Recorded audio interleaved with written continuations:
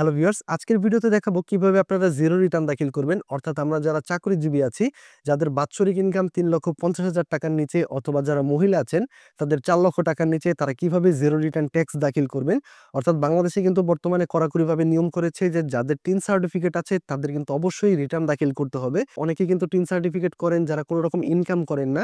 তো তাদের জন্য কিন্তু এই ভিডিওটা না। অনেকে আছে যারা বিভিন্ন প্রয়োজনে একটা ব্যাংক অ্যাকাউন্ট খোলার জন্য বা হয়তোবা সে কোনো প্রয়োজনে একটা টিন সার্টিফিকেট শখে খুলেছিল, বাট এখন কিন্তু তারা জিরো রিটার্ন দাখিল করতে যাচ্ছে। তো তাদের ভিডিওটা কিন্তু আলাদা, সেটা আমার চ্যানেলে দেয়া আছে। আর এটা হচ্ছে যারা চাকরিজীবী, বেসরকারি চাকরিজীবী, তারা কিভাবে এই রিটার্নটা দাখিল করবেন শুধুমাত্র তাদের জন্য। অর্থাৎ আমরা জিরো রিটার্ন দিব এবং আমি আপনাদেরকে বলবো আপনার ইউটিউবের উল্টাপাল্টা ভিডিও দেখে কিন্তু সেখানে অন্যান্যভাবে অনেক সময় এক্সপ্লেন করে যে আপনার ইনকাম জিরো দেখায়, এক্সপেন্ডিচার জিরো দেখায়, এভাবে দেখে কিন্তু আপনার জিরো রিটার্ন দাখিল করে।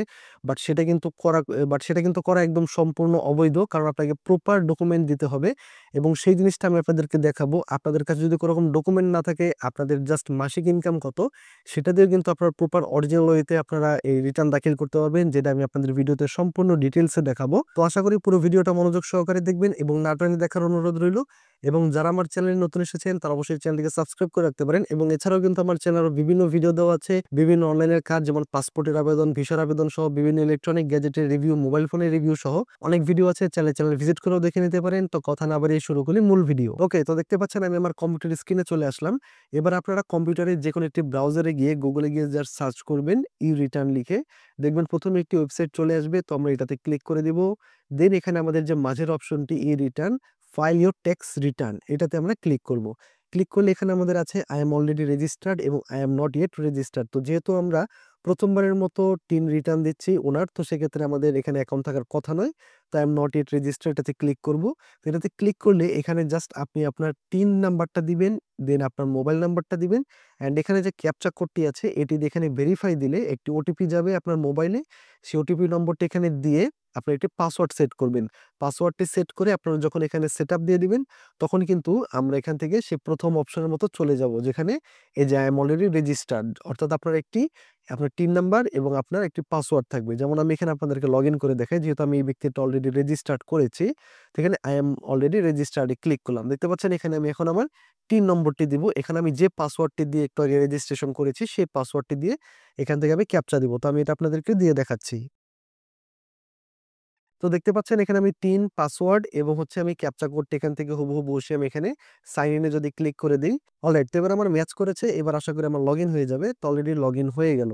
এবার কিন্তু আমরা ওনার রিটার্নটা দাখিল করব। এবার আমি বলি আপনাদের সবার আগে যেটা প্রয়োজন, অর্থাৎ আপনারা যেহেতু কোনো প্রাইভেট সার্ভিসে চাকরি করেন, প্রাইভেট সার্ভিস বা প্রাইভেট কোম্পানি বা ব্যাংক হোক, আপনাদের কোম্পানি থেকে কিন্তু আপনাদেরকে একটা স্যালারি শিট দেওয়ার কথা। লাইক আমি আপনাদেরকে একটু সুবিধার্থে দেখানোর উদ্দেশ্যে রেখেছি। এটা কিন্তু সবার আগে আপনাদের লাগবে। যেমন এই ব্যক্তির সার্টিফিকেট এখানে আমি একটা ডেমো আকারে রেখেছি। যেমন তার বেসিক স্যালারি কিন্তু হচ্ছে ১,৮০,০০০। এখানে কিন্তু ইয়ারলি, অর্থাৎ তার প্রতি মাসে যদি ১০,০০০ টাকা করে স্যালারি হয়, তাহলে হচ্ছে তার যে বেসিক কিন্তু তার হাফ, অর্থাৎ গ্রসের হাফ হয়। তো এক্ষেত্রে কিন্তু আপনাদের এইটা কিন্তু দিয়ে দেওয়ার কথা। তো এই জিনিসটা কিন্তু আমাদের লাগবে। এখন কথা হচ্ছে, অনেকেই বলতে পারেন যে আমাদের কোম্পানি থেকে তো ট্যাক্স দেওয়ার জন্য এরকম আমাদেরকে দেয় না। লাইক অনেক কোম্পানি আছে যেখানে আপনি শুধুমাত্র হয়তোবা ২০,০০০ বা ৩০,০০০ বা ২৫,০০০ টাকায় আপনি চাকরি করেন।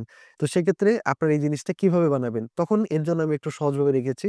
ধরি একজন ব্যক্তির, তিনি কোম্পানিতে চাকরি করে, সে ৩০,০০০ টাকা সেলারি পায়। তো ৩০,০০০ টাকা সেলারি পায়। এবার আমাদের কিন্তু এটা কিন্তু মান্থলি সেলারি। তো এই জিনিসটা কিন্তু আপনাকে আগে রেডি করে নিতে হবে। এটা কিন্তু এভয়েড করলে চলবে না। এবার এই ৩০,০০০ টাকার মধ্যে তার বেসিক স্যালারি হবে তার হাফ, অর্থাৎ তার বেসিক হবে ১৫,০০০ টাকা। তো আমাদের যেটা লাগবে, এই ১৫,০০০ টাকাকে ১২ দিয়ে গুণ করে আমাদের ১ বছরের হিসাবটা লাগবে। যে তাহলে আমার বেসিক পাচ্ছি কত আমরা?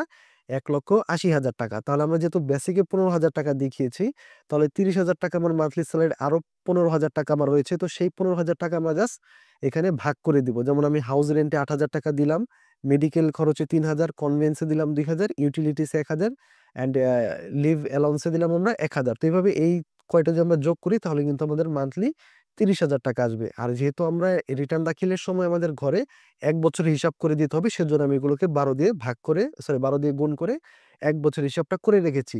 তো যাদের এরকম শিট দিবে তারা কিন্তু ওইটা দেখেই দেখে দিবেন।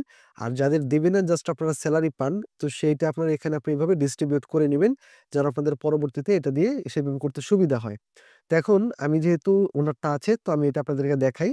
তো যেমন আমরা এখন থেকে এখান থেকে এই যে রেগুলার ই রিটার্ন এই অপশনটাতে আমরা ক্লিক করব। ক্লিক করার পরে এখানে দেখতে পাচ্ছেন এখানে কিন্তু আমার যে অপশনটা আছে এখানে লেখা আছে আমার যে এই অ্যাসেসমেন্ট ইয়ার 25-26, তো এটাই থাকবে। কিন্তু এখানে ইনকাম ইয়ার থাকবে 2024 এবং 2025, এবং যারা আমার ভিডিওটা পরে দেখবেন তাদের কিন্তু এখানে হয়তো বা 26-27 থাকবে এবং এখানে থাকবে 25-26, তো এইভাবে এটা থাকবে, তো নিয়মটা একই থাকবে। তো এটা কিছু আমাদের চেঞ্জ করার দরকার নেই। তো এবার এখানে রেসিডেন্ট স্ট্যাটাস, এটা আমাদের অবশ্যই রেসিডেন্ট থাকবে যে আমরা বাংলাদেশি নিবাসী। অ্যান্ড দেন এখানে ট্যাক্স অ্যাটেম্পটেড ইনকাম, এটা আমরা এখানে ইয়েস দিব না, এখানে হলো আমরা নো দিব। ইয়েস দিব কারা, যারা হচ্ছে বিদেশ থেকে কোনোভাবে ট্যাক্স দিয়ে দেশে যখন অর্থ আনেন, লাইক যারা প্রবাসী আছেন বা যারা ফ্রিল্যান্সিং করেন, তারা কিন্তু যখন ডলার আনেন বাংলাদেশে অলরেডি কিন্তু তখন ট্যাক্স কেটে নেয়। তো সেই হিসাব ক্ষেত্রে এখানে আমরা ইয়েস দিব। বাট এখন আমরা যেহেতু প্রাইভেট সার্ভিস হোল্ডার, তো আমরা এক্ষেত্রে এটা নো থাকবে। অ্যান্ড এখান থেকে দেখেন হেড অফ ইনকাম, এখান থেকে আমরা এটা কিন্তু ইয়েস করে দিব যেহেতু আমাদের ইনকাম আছে। তো সেক্ষেত্রে আমরা এখান থেকে দিব ইনকাম ফ্রম এমপ্লয়মেন্ট। তো আমরা হচ্ছে যেহেতু আমাদের স্যালারি পাই সেহেতু আমরা এটা হচ্ছে ইনকাম ফ্রম এমপ্লয়মেন্ট দিব। এবার এখানে একটা অপশন আছে দেখেন, ইনকাম ফ্রম রেন্ট। তো এটা কিন্তু হচ্ছে আপনার, অর্থাৎ আপনার যদি কোনো বাসা ভাড়া থেকে ইনকাম থাকে সেগুলো আপনি এখানে দিতে পারেন। ইনকাম ফ্রম এগ্রিকালচার, বাট কথা হচ্ছে যদি আপনার বাসা ভাড়া যদি আপনার বাবার নামে থাকে সেক্ষেত্রে বাসা ভাড়া কিন্তু আপনার বাবা পায়, সেক্ষেত্রে সেটা কিন্তু আপনার দেওয়ার দরকার নেই। যে জিনিস আপনি নিজে ইনকাম করেন সেটা, যেহেতু আমরা জিরো রিটার্ন দাখিল করবো, তো আশা করি আমাদের বাসা ভাড়ার পাওয়ার কথা না, কারণ বাসা ভাড়া পেলে তো অবশ্যই আমাদের 3.5 লাখ টাকা ক্রস করবে। তো সেক্ষেত্রে আমরা ইনকাম ফ্রম এমপ্লয়মেন্ট জাস্ট এই অপশনটাই দিলাম। অ্যান্ড এখান থেকে আমরা নিচের আর কোনো কিছু দিব না। দেন এখান থেকে আমরা হচ্ছে সেভ এন্ড কন্টিনিউ এটাতে দিয়ে দিব। দিলে এখানে দেখতে পাচ্ছেন location of main source of income, অর্থাৎ আপনি কোন এরিয়াতে আপনি চাকরি করেন। তো সেক্ষেত্রে আমরা যারা হচ্ছে ঢাকা নর্থ কর্পোরেশন বা ঢাকা সাউথ সিটি কর্পোরেশনের মধ্যে পড়ি বা চিটাগাং সিটি কর্পোরেশনে পড়ি দিব, বা কেউ যদি এছাড়া অন্য কোনো সিটি কর্পোরেশন থাকেন তাহলে সেটা আদার সিটি কর্পোরেশন দিবেন। আর যদি কেউ সিটি কর্পোরেশনে না থাকেন, লাইক যারা উপজেলা বা হচ্ছে ইউনিয়ন পরিষদ এইসব এলাকায় পড়েন, তারা হচ্ছে এনি আদার এরিয়া দিবেন। যেমন আমার হচ্ছে উপজেলাতে পড়ি, তো সেক্ষেত্রে আমি এনি আদার এরিয়া এটাতে সিলেক্ট করে দিব। দেন এখান থেকে আমি আর এখানে কিছু দিব না। ট্যাক্স রিবেট এখান থেকে হচ্ছে আমরা এখানে নো দিব, যেহেতু আমাদের ক্লেম ট্যাক্স রিবেট ইনভেস্টমেন্ট থেকে কোনো ট্যাক্স রিবেট নাই, তো আমরা এটা নো দিব। দেন এখানে দেখেন একটা অপশন আছে গ্রস ওয়েলথ ওভার 50 লাখ, যে আপনার 50 লাখ টাকার উপরে কি কোনো মোট সম্পদ আছে, কিন্তু এটা আমরা নো দিব। এন্ড এখানে এই যে লাস্ট একটা আছে IT10B, এই জিনিসটা আমরা ইয়েস রাখবো, এটার কাজ আমাদের পরে আছে, এটা আমাদের খেয়াল রাখবেন। এগুলো সব নো এবং এটা ইয়েস দিয়ে আমরা এখান থেকে 7 কন্টিনিউ দিব। দেন এখানে এমপ্লয়মেন্ট টাইপ এখানে আপনারা দেব, যেহেতু আমরা প্রাইভেট সার্ভিস হোল্ডার সেক্ষেত্রে আমরা এখানে দেব প্রাইভেট আর আদার দেন গভর্নমেন্ট পে স্কেল এটা দিব। এক্ষেত্রে হচ্ছে আমরা এখানে কোম্পানির নাম দিয়ে দিব যে আমরা কোন কোম্পানিতে এটা হচ্ছে চাকরি করি। তো এক্ষেত্রে আমি হচ্ছে কোম্পানির নাম দিয়ে দিলাম। দেন এখানে আমরা ডেজিগনেশনে সে কোন পদে চাকরি করে সেই জিনিসটা আমরা এখান থেকে দিয়ে দিব। অ্যাসিস্ট্যান্ট রিলেশনশিপ অফিসার এই পোস্টে, তো আমরা এটা এখানে দিয়ে দিলাম। দেন এখান থেকে আমরা যে বেসিক স্যালারি দেখতে পাচ্ছেন এখানে কিন্তু আমাদের ওই যে একটু আগে যে আমি আপনাদেরকে এই জিনিসটা দেখিয়েছিলাম, তো এখানে আমাদের এটা কিন্তু হুবহু দেখে দেখে পূরণ করতে হবে। তো এখানে হচ্ছে বেসিক স্যালারি, তো আপনারা যেমন যদি আপনারা ধরেন আপনাদের মান্থলি স্যালারি যদি 30,000 হয় তাহলে আপনাদের বেসিক স্যালারি প্রতি মাসে 15,000 এবং সেটা 12 দিয়ে গুণ করলে 1,80,000। তো আপনার এখানে 1,80,000 দিবেন। আমি জাস্ট ওইটা আমি আপনাদেরকে জাস্ট হচ্ছে শুধুমাত্র ডেমোর জন্য দেখিয়েছি, বাট এখানে কিন্তু সেই ব্যক্তির আলাদাভাবে একটা কোম্পানি থেকেই তাকে দিয়েছে স্যালারি সার্টিফিকেট, তো আমরা সেটা দেখে কিন্তু হুবহু দিব। তো আমরা এখন ইনকামটাকে দেই, তারপর আমরা খরচটা মিলাবো। তো ইনকামটা এখানে যদি আমরা দেই এক্ষেত্রে হচ্ছে ওই ব্যক্তির যেটা আছে আমি সেটা হুবহু দিচ্ছি। যেমন বেসিক স্যালারি ওনার ওইখানে আছে 1,68,480 টাকা। দেন তার হাউস রেন্ট আছে 79498। দেন তার এখানে মেডিকেল অ্যালাউন্স আছে 31,799। দেন কনভেন্স আছে এখানে 15,899। ফেস্টিভ্যাল বোনাস আছে এখানে, আপনাদের যেটা যেটা থাকবে সেটা সেটা পূরণ করবেন, যেটা যেটা থাকবে না সেটা সেটা পূরণ করার দরকার নেই। তো এখানে ফেস্টিভ্যাল বোনাস যেটা আছে সেটা হচ্ছে আমি এখান থেকে দিয়ে দিচ্ছি। এবার আমার কিন্তু আরো কিছু ঘর আছে যেগুলো কিন্তু এখানে আর নেই। তো সেক্ষেত্রে আমি কিন্তু এখানে এড মোর থেকে নিতে পারবো। যেমন নেক্সট আমার এখান থেকে আছে আমার এখান থেকে আছে হচ্ছে ইউটিলিটিস। তো ইউটিলিটিস কিন্তু দেখেন এইখানে কিন্তু আমার ইউটিলিটিসটা নেই। তো এক্ষেত্রে আমি কি করবো, এই যে আদার ইফ এনি গিভ ডিটেইলস এই অপশনটা ক্লিক করলে কিন্তু আমি নিজের মতো করে অপশন তৈরি করতে পারবো। যেমন আমি যদি ইউটিলিটিস এখানে লিখি, ইউটিলিটিস লিখলাম এন্ড এখানে আমি কিন্তু অ্যামাউন্টের ঘরে আমার যেটা সেটা আমি লিখে দিলাম। পরে আমরা এখান থেকে অ্যাড মোর অপশনে গিয়ে আমাদের আরো যেটা আছে সেটা দেবো। যেমন আমার এখানে আছে employers contribution to P RPF তো এক্ষেত্রে আমাদের প্রভিডেন্ট ফান্ডে আমাদের যে কোম্পানি আমাদের হয়ে যেটা জমা দেয়, তো সেটা আমরা এখান থেকে লিখে দিলাম। দেন আমরা নিচে এখানে আরো কিছু অপশন আছে, সেগুলো দেখব। তবে আপনাদের সুবিধার্থে আমার সবগুলো তথ্য পূরণ করে আমি দ্রুত দেখালাম। তো দেন এখানে দেখতে পাচ্ছেন আমার কিন্তু সবগুলো পূরণ করা শেষ। এবার এখান থেকে আমি হচ্ছে সেভ এন্ড কন্টিনিউ দিয়ে দিব। তো আপনাদের হচ্ছে যেটা আপনাদের এখানে গ্যাপ থাকবে, সেটা আপনারা এখান থেকে কিন্তু এভাবে আদার অপশন ক্লিক করে বা ওই অ্যাড মোর অপশনে ক্লিক করে কিন্তু আপনারা এটা দেখে মিলিয়ে দিবেন। দেন এখানে সেভ এন্ড কন্টিনিউতে দিয়ে, তো যেহেতু আগের পৃষ্ঠাতে আমরা হচ্ছে ইনকামের সব সোর্স দিয়েছি, তো এটা যদি আমরা আবার দেখতে চাই, ইনকামে গিয়ে এখানে যদি আমরা এমপ্লয়মেন্ট সামারি এটাতে ক্লিক করি, তাহলে কিন্তু আপনার টোটাল হিসাবটা এখানে চলে আসবে। যেমন আপনার টোটাল ইনকাম হয়েছে ৩,৭৯,১৩০ টাকা। তো এক্ষেত্রে আমাদের ট্যাক্স রিডেমটেড অ্যামাউন্ট আমাদের এটা হয়েছে, এবং ট্যাক্সেবল অ্যামাউন্ট অর্থাৎ আমাদের যে ট্যাক্সের আওতায় পড়েছে সেটা হচ্ছে এইটা। তো এক্ষেত্রে আমাদের কিন্তু এটা জিরো রিটার্নে আসবে, এটা দেখে ঘাবড়ানোর কিছু নেই। কারণ এক্ষেত্রে যেহেতু তার ফেস্টিভ্যাল বোনাস ছিল এবং সে কিছু ইনসেনটিভ বোনাস পেয়েছে, এর কারণে ওনার ৩,৫০,০০০ টাকা ক্রস করেছে।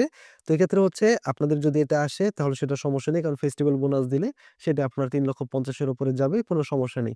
তো এবার আমরা এক্সপেন্ডিচার অপশনে ক্লিক করি। এবার আমরা এক্সপেন্ডিচারটা দিব, অর্থাৎ আমাদের যে খরচ হয়েছে, অর্থাৎ আমাদের কিন্তু টোটাল ইনকাম হয়েছিল এখানে ৩,৭২,০০০ টাকা। তো এক্ষেত্রে সরি ৩,৭৯,০০০ টাকা। তো এটা কিন্তু এবার আমরা খরচ দেখাবো যে আমাদের কি খাতে খরচ হয়েছে। তো এই খরচটা কিন্তু আমাদের এখানে মিলাতে হবে। তো আমরা ধরি যে আমাদের খাদ্য বাবদ আমাদের টোটাল ১ বছরে আমাদের খরচ হয়েছে, ধরি আমরা এখানে ১.৫ লক্ষ টাকা। ঠিক আছে? তো এবার হচ্ছে তারপরে এখানে কিন্তু আমাদের খাদ্য না, দেখেন এখানে কিন্তু ফুড, ক্লথিং অ্যান্ড প্রয়োজনীয় অন্যান্য সামগ্রী মিলে আমাদের ১.৫ লক্ষ টাকা খরচ হয়েছে। এরপর এখানে আছে অ্যাকোমোডেশন এক্সপেন্স। তো অ্যাকোমোডেশন এক্সপেন্স এর ক্ষেত্রে আমরা হচ্ছে এখান থেকে দিতে পারি যে ৫০,০০০ টাকা। এটা আপনারা চাইলে আমারটা ফলো করতে পারেন। এবং এখানে যেহেতু আছে দেখতে পাচ্ছেন যে অটো অ্যান্ড ট্রান্সপোর্টেশন এক্সপেন্স, অর্থাৎ আপনার যদি গাড়ি থাকে তাহলে তো ড্রাইভারের সেলারি এবং ফুয়েল মেইনটেন্যান্স একটা খরচ আছে। তো যেহেতু আমাদের গাড়ি নেই, তো সেক্ষেত্রে আদার ট্রান্সপোর্টেশন অর্থাৎ আমরা বাস বা যখন আমরা কোনো রাইড করি, রিক্সা, সিএনজি তো ইত্যাদি ভাড়া বাবদ কিন্তু আমাদের মাসে একটা মিনিমাম অ্যামাউন্ট খরচ যায়। তো সেক্ষেত্রে সেটা কিন্তু আমরা এখান থেকে দিতে পারি। যেমন আমি যদি দিই এখানে ১০,০০০ টাকা আমার হচ্ছে মান্থলি আমার ট্রান্সপোর্টেশন খরচ হয়। দেন এখান থেকে আমরা যদি house hold and utility expense, অর্থাৎ আমাদের ইলেকট্রিসিটি আমাদের কত খরচ হয়, তো আপনারা এই জিনিসটাও ক্যালকুলেশন করে নিবেন। যেমন আপনাদের ইনকাম ছিল, তো সেই ইনকাম অনুযায়ী কিন্তু আপনারা জিনিসটা মিলিয়ে দিবেন যে আপনাদের কত খরচ হয়। যেমন আমি যদি ধরি প্রতি মাসে যদি ২,০০০ টাকা বা ১৫০০ টাকা যদি আমার ইলেকট্রিসিটি খরচ হয়, তাহলে আবার বাৎসরিক, এখানে কিন্তু সব বাৎসরিক দিতে হবে। যদি আমাদের ইলেকট্রিসিটি খরচ মাসে ১৫০০ টাকা করে হয়, তাহলে ১২ মাসে আমাদের খরচ হচ্ছে ১৮,০০০ টাকা। তো এক্ষেত্রে আমরা ইলেকট্রিসিটিতে আমরা এখানে ১৮,০০০ দিয়ে দিলাম। অ্যান্ড গ্যাস, ওয়াটার, তারপর হচ্ছে গার্বেজ ইত্যাদি বিলও যদি ধরি আমাদের মাসে ১৫০০ টাকায় ধরতে পারি, যেহেতু পানি বিল এবং গ্যাস বিল এটা ১৫০০ বা ২,০০০ও ধরতে পারি, তাহলে ২,০০০ করে হলে আমাদের হচ্ছে মাসে হচ্ছে ২৪,০০০ টাকা। তো সেটা আমরা এখান থেকে দিলাম। দেন এখানে আমাদের ফোন, ইন্টারনেট, টিভি ইত্যাদি সাবস্ক্রিপশনে কিন্তু আমাদের ভালো একটা অ্যামাউন্ট এখন খরচ হয়। তো এক্ষেত্রে ইন্টারনেট, টিভি এবং ফোন মিলে আমরা ধরতে পারি যে এখানেও আমাদের ১৫০০ টাকা করে যদি খরচ হয়, ধরলাম ইন্টারনেট ৫০০, টিভি বিল ৫০০ এবং ফোনে আমাদের ৫০০, তাহলে ১৫০০ করে খরচ হলে মাসে কিন্তু আবার ১৮,০০০ টাকা খরচ হয়। এবং home support staff and other expense, আপনার বাসায় যদি কোনো কাজের বুয়া থাকে বা কেউ থাকে, সেটার খরচ দিতে পারেন, চাইলে নাও দিতে পারেন, বা মিলানের সুবিধার্থে আপনি এখানে চাইলে দিতেও পারেন। এরপর এখান থেকে হচ্ছে আমরা চলে যাব ফেস্টিভ্যাল এন্ড আদার স্পেশাল এক্সপেন্সে। এবার ফেস্টিভ্যাল, পার্টি, ইভেন্টস অর্থাৎ আপনার বাসায় কোনো অনুষ্ঠান হতে পারে, সেই বাবদ আপনার যদি কোনো খরচ হয়ে থাকে, তো খরচ এখানে হলে আমরা এখান থেকে লিখলাম যে আমাদের এখানে ২০,০০০ বা সরি ২৫,০০০ টাকা আমরা এখানে একটা খরচ করেছিলাম। যদি আমরা এখানে এক্সপ্লেনেশন আপনি দিতে চান, এখানে কিন্তু কমেন্ট অপশন আছে যে আপনি কি অপশন দিতে চান। যেমন আমরা এখান থেকে যদি লিখলাম হলো যে ডটার্স বার্থ সেলিব্রেশন। তো এক্ষেত্রে আমরা হচ্ছে এটা দিলাম ২৫,০০০ টাকা। এরপরে ডোমেস্টিক অ্যান্ড ট্যুর, হলিডেজ ইত্যাদি দিনে কিন্তু আপনি ঘুরতে যেতে পারেন, বা ট্যুর বাবদ আপনি একটা খরচ করেছেন। তো সেটা যদি হয় সেক্ষেত্রে আমি হচ্ছে এটা দিতে পারি ১০,০০০। দেন এখানে আপনার কিন্তু আরো কিছু খরচ আছে, সেগুলো আপনি চাইলে দিতে পারেন। এবং এখানে আদার স্পেশাল এক্সপেন্স, তো এক্ষেত্রে আমরা এটা হচ্ছে ৫,০০০ টাকা দিয়ে রাখি। যদি আমাদের প্রয়োজন হয় পরে এটা আমরা কাটিয়ে দিব। কারণ হচ্ছে আমাদের লাস্টে গিয়ে আমাদের কিছু অ্যাডজাস্টমেন্ট করতে হতে পারে কম বেশি, তো সেক্ষেত্রে আমরা এটা দিয়ে রাখলাম, বা আপনি চাইলে এটা নাও দিতে পারেন। এরপর হচ্ছে আমরা এখান থেকে নিচে চলে যাব। এখানে আমাদের আশা করি আর কোনো কিছু নেই। তো এক্ষেত্রে হচ্ছে নেক্সট আমরা সেভ এন্ড কন্টিনিউতে দিয়ে দিব। তাহলে এখানে দিলে দেখতে পাচ্ছেন এখানে অ্যানুয়াল লিভিং এক্সপেন্স আমাদের এসেছে হচ্ছে ৩,১০,০০০ টাকা। অর্থাৎ আমাদের টোটাল যে আমাদের বাৎসরিক খরচ হলো সেটা ৩,১০,০০০, আমাদের ইনকাম হয়েছিল ৩,৭৯,০০০। তো এবারে কিন্তু আমরা একটা ব্যালেন্সিং অবস্থায় আমরা চলে আসছি। তো এবার আমরা নিচে এখানে হচ্ছে এই যে net wealth at last previous year, অর্থাৎ আপনারা যেহেতু গত বছর দেখায়নি কখনো, তো আমরা এখান থেকে ওটা হচ্ছে 0 রাখতে পারি। বাট আপনি যেহেতু এবার দেখাবেন, তো সেক্ষেত্রে কিন্তু আপনি এটা এবার একটা স্ক্রিনশট দিয়ে রাখবেন। পরবর্তীতে দেওয়ার জন্য কিন্তু আপনার এখানে আবার অ্যামাউন্ট বসবে। তো আমরা যেহেতু ১ম বার দিচ্ছি ওনারটা, তো এই ক্ষেত্রে আমরা হচ্ছে এটা 0 দিব। দেন এক্ষেত্রে আমরা দেখতে পাচ্ছেন এখানে গ্রস ওয়েলথ কিন্তু এখানে কিছু নাই। তো এই জিনিসগুলো আমার পূরণ করতে হবে। সেটা কি? এজ ওপরে অ্যাসেট। তো এবার আমরা এখানে অ্যাসেটে গিয়ে আপনার যদি কোনো অ্যাসেট থাকে এগুলো কিন্তু আপনি দিতে হবে। আপনি কিন্তু এগুলো হাইড করবেন না। অ্যান্ড এগুলো দিলে কিন্তু আপনার যে ট্যাক্স আসবে ব্যাপারটা কিন্তু এমন নয়। আপনি এখানে জাস্ট আপনার যদি কোনো ব্যবসায় মূলধন থাকে সেক্ষেত্রে আপনি কিন্তু এটা দিতে পারেন। এছাড়া আপনার যদি নন এগ্রিকালচারাল প্রপার্টি থাকে, অর্থাৎ কৃষি অকৃষিযোগ্য যে জমি থাকে সেটা আপনি এখান থেকে দিতে পারেন। বা আপনার যদি কোনো কৃষি জমি থাকে যেমন এগ্রিকালচারাল প্রপার্টি সেটা যদি থাকে তাহলে সেখানে দিবেন। কিভাবে দিবেন এগুলো? যেমন আপনার যদি এলাকার মৌজা নাম্বার দিবেন, সেক্ষেত্রে তারপর আপনার উপজেলা এবং আপনার জেলা এভাবে আপনি দিবেন। যেমন আমি যদি একটা অ্যাড্রেস লিখি যে ধানতারা, ধামরাই, ঢাকা, তো এভাবে আপনি আপনার অ্যাড্রেসটা দিবেন। এরপরে দিবেন টাইপ অফ অ্যাকুইজিশন। এই জিনিসটা কিন্তু ইম্পর্টেন্ট। এক্ষেত্রে আপনি যদি ক্রয় করে থাকেন তাহলে কিন্তু এখানে পারচেজ দিতে হবে। আপনি যদি এখানে, যেহেতু আমরা দেখালাম যে আমাদের ইনকাম থেকে আমরা কিন্তু কোনো রকম অলরেডি ৩,১০,০০০ টাকা চলে আসছে। তো আমাদের কিন্তু সেলারি দিয়ে আমরা কোনো রকম জমি কিনিনি। কারণ ঐরকম কিন্তু আমাদের কাছে টাকা নেই। তো সেক্ষেত্রে হচ্ছে আমরা এখান থেকে অবশ্যই উত্তরাধিকার সূত্রে যদি পেয়ে থাকি কোনো জমি, সেটা আপনি এখান থেকে দিতে পারেন। আর যদি আপনি গিফট পেয়ে থাকেন তাহলে এখানে আপনি গিফট দিতে পারেন। তো আপনি যদি এই গিফট অথবা এখানে হচ্ছে ইনহেরিটেন্স এটা যদি দেন, তাহলে কিন্তু আপনি এখানে এই যে এরিয়া অফ প্রপার্টি ধরেন এখানে আমাদের ১০%, তাহলে এক্ষেত্রে আমরা হচ্ছে একর দিব এবং এখানে ০.১০ দিব। এটা কিন্তু ১০% বোঝাবে। আপনি যদি শুধু ১০ দেন তাহলে কিন্তু সেটা একর বোঝাবে। তো আপনার যদি একর হয় তাহলে আপনার যদি একরের মাপ থাকে আপনি এখানে সরাসরি ৫, ১০, ২০ লিখতে পারেন। আর যদি আপনার শতাংশ হিসেবে মাপ থাকে তাহলে আপনি তার আগে একটা দশমিক দিয়ে নিবেন। দেন এখানে আপনারা ভ্যালু দিতে পারেন। অর্থাৎ আমরা যেহেতু যদি এখানে উত্তরাধিকার এবং গিফট পেয়ে থাকি তাহলে এখানে আমাদের ভ্যালু 0 দিলেই হবে। বাট আপনি যদি ক্রয় করে থাকেন সেক্ষেত্রে কিন্তু আপনার এটা ভ্যালু এখানে আপনার দিতে হবে। তো এখানে ক্রয় করাটা আমরা এখানে দিব না। আমরা এখান থেকে গিফট দিব বা কিছু একটা দিব। তো যেহেতু আমি এখানে দেখানোর উদ্দেশ্যে দিলাম। এখন জমি যদি আপনার বাবার নামে থেকে থাকে তাহলে কিন্তু আপনার এটা দেওয়ার প্রয়োজন নেই। কারণ উনি যখন উনার টিন রিটার্ন করবে তখন উনি উনারটা দেখাবে। তো আপনি যদি নিজে মালিক হয়ে থাকেন তবে এগুলো আপনি দেখাবেন। এরপরে আমরা দেখব এখান থেকে ফিন্যান্সিয়াল অ্যাসেট। তো ফিন্যান্সিয়াল অ্যাসেটটা কিন্তু আমাদের এখানে দেয়া জরুরি। যদি উনার ফিক্সড ডিপোজিট বা ডিপিএস বা কোনো কিছু থাকে সেগুলো কিন্তু এখানে দিতে হবে। কারণ আপনার ইনকাম থেকে কিন্তু আপনি এগুলো করেন। তো সেই জিনিসটা এখান দিয়ে কিন্তু আমাদের হিসাব মিলাতে হবে। তো এখানে হচ্ছে যদি উনার ডিপিএস থাকে তাহলে এখানে ডিপিএস লিখতে হবে। এখানে কোন ব্যাংক সেটা দিতে হবে। এখানে অ্যাকাউন্ট নাম্বার, ধরুন এখানে আমরা অ্যাকাউন্ট নাম্বার একটা দিলাম। এরপর এখানে ওই ডিপিএস এ বর্তমানে কত টাকা ব্যালেন্স আছে সেটা আমরা এখান থেকে দিয়ে দিব। যদি ধরি উনার হচ্ছে ৳২,০০০ করে ডিপিএস তাহলে হচ্ছে উনার ৳২৪,০০০ জমেছে। বা আপনারা কারেন্ট ব্যালেন্স দেখে এখানে আপনারা বসিয়ে দিবেন। যদি আপনাদের ৫ মাস হয়ে থাকে ডিপিএস এর তাহলে সেই অনুযায়ী যত ব্যালেন্স আছে সেটা দিবেন। একইভাবে যদি আপনাদের এফডিআর থাকে সেইটা কিন্তু আপনারা এখান থেকে দিবেন। তো এখানে হচ্ছে নেক্সট এখান থেকে আপনারা যাবেন যদি মোটর কার থাকে, যদি আপনাদের কোনো বাইক থাকে সেক্ষেত্রে আপনারা কিন্তু এখানে এইভাবে লিখবেন। যেমন আমি লিখে দেই ঢাকা। এভাবে আপনারা কিন্তু আপনাদের রেজিস্ট্রেশন নাম্বারটা দিবেন। দেন এখানে আপনাদের মোটরসাইকেল নাকি কার অথবা অন্য গাড়ি সেটা আপনারা এখান থেকে মেনশন করে দিবেন। এরপরে যদি আপনারা এটা কিনে থাকেন তাহলে পারচেজ দিবেন। যদি এখানে আপনাদের হচ্ছে এটা গিফট হয়ে থাকে তাহলে গিফট লিখবেন এবং যদি আপনাদের এটা উত্তরাধিকার সূত্রে পেয়ে থাকেন তাহলে ইনহেরিটেন্স এটা দিবেন। এবং এখানে ইঞ্জিন ক্যাপাসিটি আপনারা দিবেন। দেন এটা কত সিসি এবং সিসি উল্লেখ করে দিবেন এবং অ্যামাউন্ট। যদি আপনারা পারচেজ করেন সেক্ষেত্রে কেবলমাত্র আপনারা কিন্তু এখানে অ্যামাউন্টটা দিবেন। আর যদি আপনারা পারচেজ না করে থাকেন, গিফট পেয়ে থাকেন বা উত্তরাধিকার পেয়ে থাকেন তাহলে এখানে ভ্যালু 0 দিলেও হবে। ঠিক আছে? তো এটা হচ্ছে আপনারা এখান থেকে দিবেন।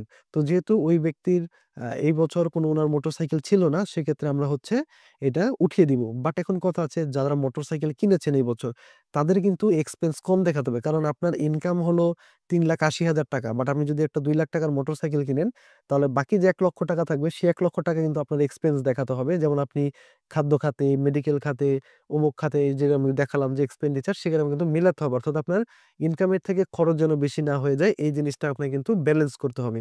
তো এক্ষেত্রে আমি যদি ৳১,০০,০০০ র একটা মোটরসাইকেল দিই তাহলে কিন্তু আমার খরচ বেশি হয়ে যাবে। সেক্ষেত্রে কিন্তু আমাকে খরচের লিস্ট ওখানে গিয়ে আমি আবার একটু কমিয়ে দিতে পারবো। যদি আমি চাই যে আমার খাদ্য খরচ কম হয়েছে, যেমন খাদ্য খরচ এখানে কিন্তু আমি আরো বেশি দিয়েছিলাম। যে আমার খাদ্য খরচ ৳১,৫০,০০০। তো এভাবে কমিয়ে, কমিয়ে আপনাকে অ্যাডজাস্ট করবে। আশা করি বুঝতে পারছেন। দেন আপনার যদি এখানে কোনো গয়না থাকে তাহলে এক্ষেত্রে আপনি এটা মেনশন করতে পারবেন। যেমন এখানে গোল্ড থাকলে গোল্ড, স্বর্ণ এখানে আপনি পারচেজ করলে সেখানে আপনার ভ্যালু দিতে হবে এবং আপনি যদি গিফট বা উত্তরাধিকার পেয়ে থাকেন সেটা এখানে দিবেন। এখানে আপনি লিখলেন, যেমন আমার এখানে যদি আমি থাকি 3 ভরি লিখলাম এবং এখানে ভরি উল্লেখ করে দিলাম এবং এটা যেহেতু গিফট এখানে আমি ভ্যালু 0 দিতে পারবো। আর আমি যদি পারচেজ করে থাকি তাহলে কিন্তু এখানে আমার ভ্যালু বসাতে হবে। তো এভাবে আপনারা এটা পূরণ করবেন। দেন আপনাদের যদি কোনো ফার্নিচার থাকে তাহলে সেই ফার্নিচার কিন্তু এখানে আপনারা এড করতে পারবেন। যেমন এখান থেকে আমি যদি লিখি যে উনি একটা টেবিল কিনেছিলেন। তো টেবিল যদি কিনেন সেক্ষেত্রে টেবিলটা পারচেজ করেছেন যেহেতু, তাহলে একটা টেবিল কিনেছে এবং টেবিলটাকে উনি কিনেছেন ৳৫,০০০ দিয়ে। ঠিক আছে? এটা যদি আমি দেই তাহলে কিন্তু এটা উনার একটা এক্সপেন্স হয়ে গেল। এটা কিন্তু একটা এক্সপেন্সের মতোই এবং এটা তার একটা অ্যাসেট এবং তার যদি আরো অন্য কোনো সম্পদ থাকে সেটাও কিন্তু উনি এখান থেকে দিতে পারবে। এবার এখানে দেখতে পাচ্ছেন cash and fund outside business. Cash and fund outside business এই অপশনটির ভিতরে ১ম একটি অপশন আছে নোট কারেন্সিজ ব্যাংকস। তো এই অপশনটা কিন্তু আমরা দিব যদি আমাদের কোনো ব্যাংক অ্যাকাউন্ট থাকে অর্থাৎ আমাদের সেভিংস অ্যাকাউন্ট বা কারেন্ট অ্যাকাউন্ট থাকে বা আমাদের ডেবিট কার্ড থাকে সেটাতে আমাদের কত টাকা ব্যালেন্স আছে সেটা আমরা কিন্তু এই অপশনে দিয়ে দিব। এবার হচ্ছে কিন্তু আমাদের ক্যাশ ইন হ্যান্ড এই জিনিসটা আমাদের দিতে হবে। তো এই জিনিসটা কি দেখেন এখানে আমরা যদি একটু নিচে যাই, এখানে দেখতে পাচ্ছেন আমাদের এই যে টোটাল যে ডিফারেন্স আছে ৳৪০,১৩২ অর্থাৎ এই টাকাটা কিন্তু আমাদের এখনো দেখেন ৪০,১৩২ অর্থাৎ আমাদের যে ইনকাম হয়েছিল এবং সেই ইনকাম থেকে আমরা যা খরচ দেখিয়েছি তারপরও আমাদের হাতে দেখাচ্ছে যে এই যে ৪০,১৩২ এই টাকাটা আমাদের হাতে আছে। তো এই টাকাটা যদি আমাদের হাতে থাকে তাহলে এটা আমাদের কোথায় দিবো? এখানে কিন্তু আমাদের 0 বানাতে হবে। এটা কোথায়? এই যে আমরা এখান থেকে দেখতে পাচ্ছেন এই যে cash and fund outside business. তো এক্ষেত্রে আমরা হচ্ছে ক্যাশ ইন হ্যান্ড এই অপশনটাতে ক্লিক করে আমরা এই যে এখানে লিখলাম যে ৪০,১৩২ এটা যদি আমরা লিখি অর্থাৎ এই টাকাটা আমাদের হাতে আছে। তো এটা হাতে দিলে এখানে দেখতে পাচ্ছেন 0। এখন অনেকের কিন্তু এই জিনিসটা কিন্তু মাইনাস হয়ে যেতে পারে। কিভাবে? যেমন ধরেন উনি এখানে একটা টেবিল কিনেছিল যেটা হচ্ছে দাম ছিল ধরেন আ ৳৫০,০০০ একটা উনি দামের একটা বেড কিনেছিল। ধরি আমরা একটা সেগুন কাঠের একটা বেড কিনেছে। তাহলে ৫০,০০০ তাহলে এখানে দেখেন এখানে কিন্তু আমার মাইনাস চলে আসছে ৪৫,০০০ অর্থাৎ এখানে আমি খরচ অতিরিক্ত করে ফেলেছি। মানে আমার ইনকামের তুলনায় আমি খরচ বেশি করে ফেলেছি।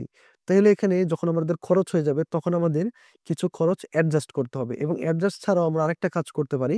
যেটা হচ্ছে এখান থেকে দেখেন এই যে নিচে একটা অপশনে চলে আসবেন আপনারা। দেখেন এখানে এই যে একটা অপশন আছে এই যে সোর্স অফ ফান্ড অর্থাৎ সোর্স অফ ফান্ড অলরেডি আমরা ইনকাম দেখিয়েছি যে ২ টা মিলে আমাদের ইনকাম।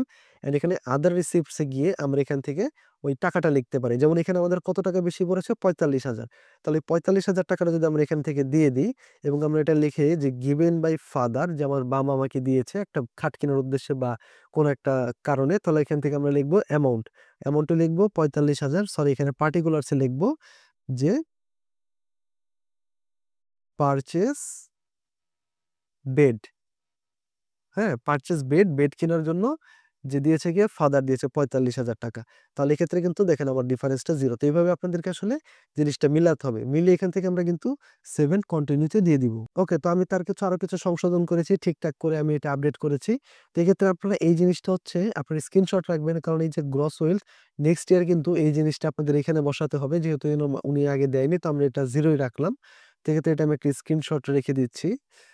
ঠিক আছে? তো এটা আমি রাখলাম। দেন এখান থেকে আমি সেভ এন্ড কন্টিনিউ দিলাম। এবার কিন্তু আপনি এখান থেকে দেখবেন যে আপনার সমস্ত কিছু কিন্তু এখানে একদম সম্পূর্ণভাবে চলে আসছে। এন্ড এখানে কিন্তু আপনার সমস্ত ট্যাক্স কিন্তু অলরেডি 0 চলে আসছে। দেখেন সবকিছু কিন্তু ট্যাক্স আপনার 0 আছে। অর্থাৎ আমরা কিন্তু এখানে ইনকাম দেখিয়েছি, ট্যাক্স দেখিয়েছি, অ্যাসেট দেখিয়েছি। সবকিছু দেখানোর পরেও কিন্তু আমাদের 0 আছে। তো অনেকে যেটা করেন সেটা হচ্ছে আপনারা ইনকাম 0 দেখিয়ে দেন। কোনোভাবে খরচ-টরচ 0 দেখিয়ে অ্যাসেট সবকিছু 0 দেখিয়ে দেন। তো সেই জিনিসটা করা কিন্তু আসলে উচিত নয়। আপনার যদি ইনকাম হয়, আপনি সেই ইনকামের মধ্যে যদি খরচ করেন অর্থাৎ ৳৩.৫ লক্ষ আপনার যদি ইনকাম হয় এবং আপনি সের মধ্যে যদি খরচ করেন, তাহলে কিন্তু আপনি কোনোভাবেই ইনকামের 0 রিটার্ন দিতে পারবেন। অ্যান্ড অনেকেই যারা একটু বেশি খরচ করেন লাইক আপনারা যদি একটা বাইক কিনেন, সেক্ষেত্রে আপনারা সেই বাইকটি গিফট দিয়ে দিবেন। কারণ গিফট দিলে কিন্তু আপনি এখানে ভ্যালুটা 0 দেখাতে পারছেন। আর আপনি যদি নিজে পারচেজ করেন সেক্ষেত্রে কিন্তু ধরেন আপনার নামেই আছে বাট সেটা কিন্তু আপনি গিফট দেখায় দিতে পারেন। বাট আপনি যদি নিজে পারচেজ দেন সেক্ষেত্রে আপনার ভ্যালু দিতে হবে। ভ্যালু দিলে কিন্তু আপনার সেটা আবার গরমিল হয়ে যাবে। কারণ আপনার ইনকামের থেকে আপনার খরচ বেশি হয়ে যাবে। তো সেই জিনিসটা কিন্তু আপনারা মেইনটেইন করবেন। তো আপনারা প্রপার ওয়েতে করবেন এবং এটা করলে কিন্তু আপনাদের কখনো কোনো ঝামেলায় জড়াতে হবে না। দেন এখান থেকে আমরা দেখেন আমাদের কিন্তু টোটাল ট্যাক্স আমাদের 0 চলে আসছে। দেন আমরা কিন্তু এটা প্রসিড টু অনলাইন রিটার্ন এটাতে আমরা দিয়ে দিব। তো এক্ষেত্রে হচ্ছে আমরা যখন এটা নেক্সট দিয়ে দিব, দেখেন আমাদের কিন্তু একটা ফর্ম চলে আসছে যে জিনিসটা আমরা পূরণ করেছি। তো সবার নিচে দেখতে পাচ্ছেন এখানে সাবমিট রিটার্ন একটা অপশনও চলে আসছে। তো এই জিনিসটা আমরা সেভ করে রাখতে পারি। কন্ট্রোল পি দিয়ে এখানে যে সেভ এস পিডিএফ তো আমি এটা সেভ করে নিলাম। দেন এখান থেকে হচ্ছে আমরা এই যে সাবমিট রিটার্ন এটা আমরা এখান থেকে দিয়ে দিলাম। দেওয়ার পর দেখতে পাচ্ছেন আমার কিন্তু এখানে দেখাচ্ছে যে congratulation, your return submission was successful, অর্থাৎ কমপ্লিট। এবার আমরা কিন্তু এখান থেকে এই অ্যাকনোলেজমেন্ট স্লিপ এটা আমরা ডাউনলোড করবো। এখানে দেখতে পাচ্ছেন এটা আমি ক্লিক করার পরে নিচে এখানে চলে আসছে ডাউনলোড।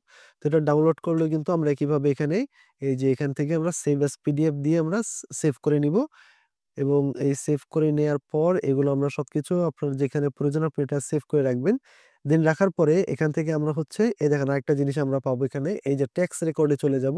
দেন এখান থেকে আমরা এই যে এক্সপ্রেস সার্টিফিকেট এই জিনিসটা আমরা ক্লিক করব। দেন এখানে কিন্তু আমাদের একটা সার্টিফিকেট চলে আসবে, এবং এটাও কিন্তু আমরা এখান থেকে এইভাবে ডাউনলোড করে নিতে পারবো। যেমন এখান থেকে আপনি টিক করে নিতে পারেন, আপনি এটাতে একটা দিবেন, এটাতে একটা দিতে পারেন, আবার এখান থেকে নিতে পারেন, বা ৩টা দিলে এখানে আপনার কিন্তু লেখা পরিবর্তন হবে। তো এই জিনিসটা আপনি এখান থেকে টিক মার্ক দিয়ে কিন্তু আপনি এই জিনিসটা এখান থেকে ডাউনলোড করে সেভ করে নিতে পারেন। যেমন আমি ডাউনলোডে টিপ দিলাম, আবার আমি সেভ করলাম। তো এবার কিন্তু আমার এই সবগুলো জিনিস আবার ডাউনলোড করা কমপ্লিট হয়ে গেল। তো এবার কিন্তু আমার রিটার্নটা দাখিল করা কমপ্লিট। অলরাইট, তো দেখে নিলেন কিভাবে আপনারা জিরো রিটার্ন দাখিল করবেন, এবং এই নিয়মে যদি আপনারা দাখিল করেন তাহলে কিন্তু আপনাদের কোনো রকম সমস্যা হবে না, এবং আপনারা কিন্তু এক্ষেত্রে সম্পূর্ণ সঠিক তথ্য দিয়েছেন। তো আমার চ্যানেলে কিন্তু এছাড়া পাসপোর্টের আবেদন সহ বিস্তারিত অনেক ভিডিও আছে, চ্যানেল ভিজিট করেও দেখে নিতে পারেন। তো দেখা হবে নতুন কোনো ভিডিওতে, ততক্ষণ ভালো থাকুন, ধন্যবাদ।